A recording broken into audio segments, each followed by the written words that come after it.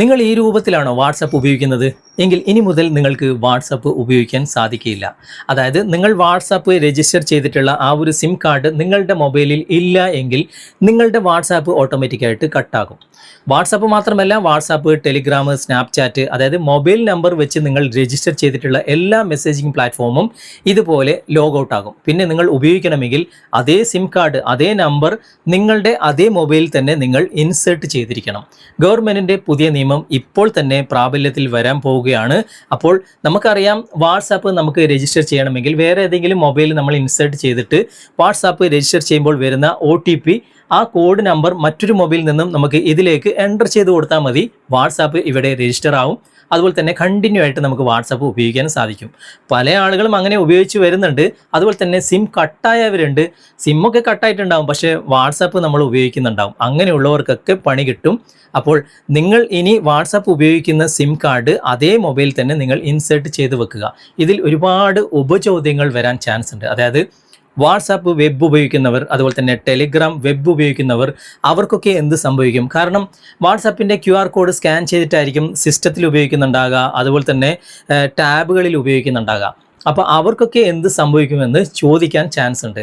അവർക്കും ഇത് ബാധകമാണ്. കാരണം ഓരോ 6 മണിക്കൂറിനുള്ളിൽ, അതായത് 6 മണിക്കൂർ വരെ ഇത് പ്രവർത്തിക്കും. പിന്നെ ഓട്ടോമാറ്റിക്കായിട്ട് കട്ടാകും.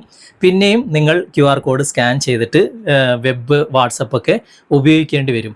പിന്നെ അതുമാത്രമല്ല, ഒരു നമ്പറിൽ തന്നെ, ഒരു നമ്പർ വാട്സാപ്പിൽ പല ഡിവൈസസിൽ ഉപയോഗിക്കേണ്ട സിസ്റ്റം ഇതിനു മുമ്പ് വാട്സാപ്പ് കൊണ്ടുവന്നിട്ടുണ്ട്. അവർക്കും പ്രശ്നം തന്നെയാണ്. കാരണം അതും ഓട്ടോമാറ്റിക്കായിട്ട് ലോഗൗട്ട് ആവും. പിന്നെയും നിങ്ങൾ രജിസ്റ്റർ ചെയ്യേണ്ടി വരും. അപ്പോൾ നിങ്ങൾ ഉപയോഗിക്കുന്ന ആ ഒരു സിം കാർഡിൻ്റെ സെക്യൂരിറ്റി നിങ്ങൾക്ക് ഉറപ്പുവരുത്താൻ വേണ്ടിയിട്ടാണ്. അതുമാത്രമല്ല, ഒരുപാട് തട്ടിപ്പുകൾ ഇതിൻ്റെ മറവിൽ നടക്കുന്നുണ്ട്. അതുകൊണ്ട് അതൊക്കെ തടയാൻ വേണ്ടിയിട്ടാണ് ഇങ്ങനെ ഒരു ഓപ്ഷൻ കൊണ്ടുവന്നിട്ടുള്ളത്. നിങ്ങൾ ചെയ്യേണ്ട പ്രധാനപ്പെട്ട ഒരു കാര്യമുണ്ട്. അതായത് നിങ്ങൾ ഉപയോഗിക്കുന്ന സിം കാർഡ് നിങ്ങളൊന്ന് ലോക്ക് ചെയ്തിടുക.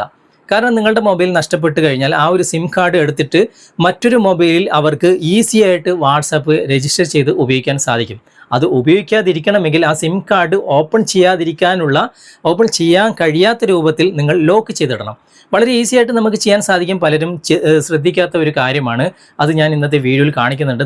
നിങ്ങളുടെ ഡിവൈസിലും അങ്ങനെയുള്ള സിസ്റ്റം ഉണ്ടാകും. അതിലൂടെ നിങ്ങളുടെ മൊബൈലിൻ്റെ സിം കാർഡ് ഒന്ന് ലോക്ക് ചെയ്തിടുക.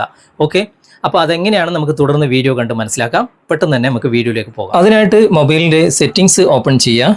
എന്നിട്ട് കുറച്ച് താഴേക്ക് വന്നു കഴിഞ്ഞാൽ ഇവിടെ സെക്യൂരിറ്റി ആൻഡ് പ്രൈവസി എന്ന ഓപ്ഷൻ കാണാം. അവിടെ ക്ലിക്ക് ചെയ്യുക. എന്നിട്ട് കുറച്ചുകൂടി താഴേക്ക് വന്നു കഴിഞ്ഞാൽ ഇവിടെ മോർ സെക്യൂരിറ്റി ആൻഡ് പ്രൈവസി എന്ന ഓപ്ഷൻ ഉണ്ട്.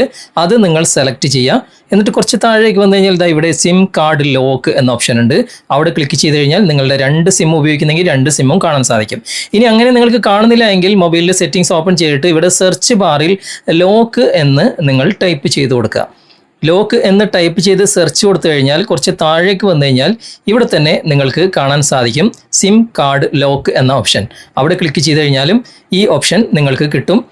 ഈ കാണുന്ന 2 സിമ്മും നിങ്ങൾ ലോക്ക് ചെയ്തിടുക. ഇത് ഓപ്പൺ ചെയ്യുമ്പോൾ ഇതിൻ്റെ കോഡ് നമ്പർ ചോദിക്കും. പുതുതായിട്ട് നിങ്ങൾ സിം ലോക്ക് ചെയ്യുകയാണെങ്കിൽ 0000 അടിച്ചാൽ മതി. എന്നിട്ട് നിങ്ങൾക്ക് ഇഷ്ടമുള്ള ലോക്ക് ഇവിടെ നിങ്ങൾക്ക് സെലക്ട് ചെയ്യാം. ഞാനിപ്പോൾ ഓൾറെഡി അത് സെലക്ട് ചെയ്തിട്ട് ഇപ്പോൾ 1 2 3 4 ഇവിടെ സെലക്ട് ചെയ്തിട്ടുണ്ട്.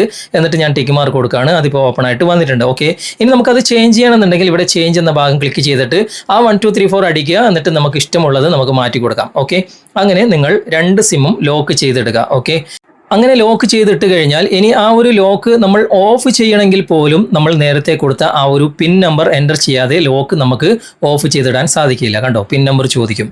ഇനി നിങ്ങൾ ഇങ്ങനെ ലോക്ക് ചെയ്തിട്ട സിം ആണെങ്കിൽ മറ്റേതെങ്കിലും മൊബൈലിൽ ഇൻസേർട്ട് ചെയ്യുമ്പോൾ ആ ഒരു പിൻ നമ്പർ കൊടുക്കാതെ ആ ഒരു സിം ഒരിക്കലും ഉപയോഗിക്കാനും സാധിക്കില്ല. ഓക്കെ, അപ്പോൾ നിങ്ങൾ നിർബന്ധമായിട്ടും നിങ്ങൾ ഉപയോഗിക്കുന്ന സിം കാർഡിൽ ഇങ്ങനെയുള്ള കാര്യങ്ങൾ ചെയ്യുക.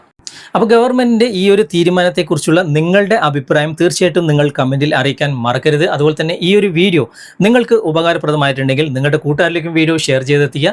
അതുപോലെ തന്നെ വീഡിയോ കുറിച്ചുള്ള അഭിപ്രായങ്ങളും നിർദ്ദേശങ്ങളും നിങ്ങൾ കമൻറ്റിൽ അറിയിക്കാൻ മറക്കരുത്. വീഡിയോ ഇഷ്ടമായിട്ടുണ്ടെങ്കിൽ ലൈക്ക് ചെയ്യാനും കമൻറ്റ് ചെയ്യാനും ഷെയർ ചെയ്യാനും മറക്കരുത്. ചാനൽ നിങ്ങൾ ഇതുവരെ ഫോളോ ചെയ്തിട്ടില്ലെങ്കിൽ ചാനൽ ഫോളോ ചെയ്യുക, സബ്സ്ക്രൈബ് ചെയ്യുക, ലൈക്ക് ചെയ്യുക, സപ്പോർട്ട് ചെയ്യുക. അടുത്ത നല്ലൊരു വിഷയമായി അടുത്ത അവസരത്തിൽ നമുക്ക് വീണ്ടും കണ്ടുമുട്ടാം. Thanks for watching.